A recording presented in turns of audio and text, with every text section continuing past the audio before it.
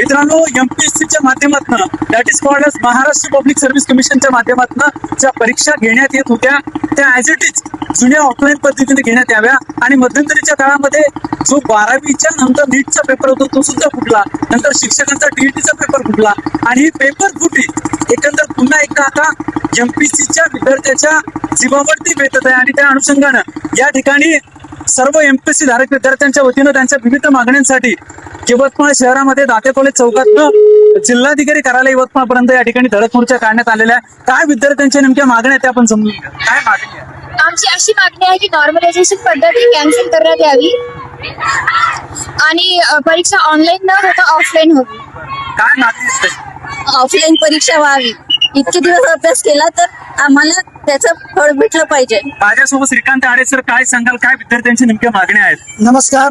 माझं सर्वसामान्य मायबाप सरकारला माझी नम्र विनंती आहे. आमच्या एमपीएससी नॉर्मलायझेशन जी सरकारनं आणलेली आहे विद्यार्थ्यांवर लादलेली ही नॉर्मलायझेशन पद्धत आम्हाला नकोय. नंबर 2, एमपीएससी मार्फत होणाऱ्या ऑनलाईन परीक्षा पूर्वीप्रमाणे ऑनलाईन व्हाव्यात. त्यानंतर आमच्या परीक्षा केंद्र जो काही विद्यार्थ्याचा यवतमाळचा असते आमच्या जिल्हा केंद्रावरच परीक्षा केंद्र असावा, ना की विविध जिल्ह्यामध्ये असावा.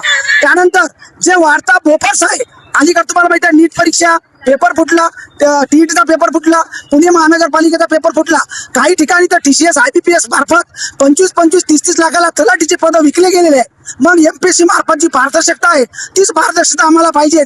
बाकी कुठल्याही ब्लॅक कंपन्या आम्हाला पाहिजे नाही आहे. विद्यार्थ्याला अभ्यास करू द्या, आम्हाला जगू द्या आणि आमचे सर्वसामान्याचे प्रश्न आहे सर, बाकी काहीच नाही. काय काय दादा नेमकी मागणी शॉर्ट मध्ये थोडंसं सांगा. सर, आणि मोठ्या प्रमाणात विद्यार्थी जमलेले आहेत. काय आम्ही TCS IBPच्या परीक्षा ऑनलाईन होत होत्या, त्या बदल्यात एमपीएससी ऑफलाईन परीक्षा घेत होती. तर आम्हाला ऑनलाईन परीक्षेच्या ऐवजी ऑफलाईन परीक्षेसाठी आम्ही एमपीएससी कडे मागणी केली आणि आज याच एमपीएससीने आम्हाला आयोगाला विरोध नाही तर एमपीएससी परीक्षा ऑफलाईन झाल्या पाहिजे.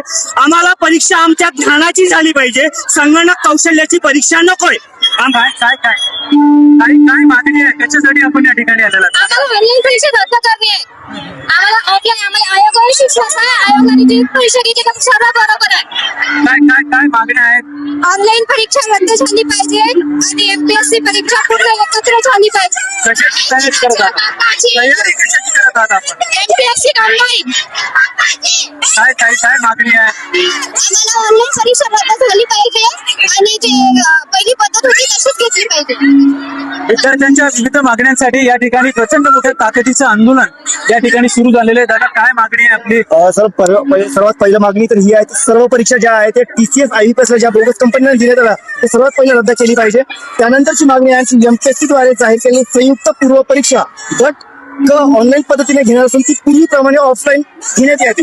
विद्यार्थ्यांच्या अशा विविध मागण्यांच्या अनुषंगाने या ठिकाणी हा धडक मोर्चा निघालेला आहे. आपण पाहू शकता. थांबतो पंढरी पाटील अपडेट.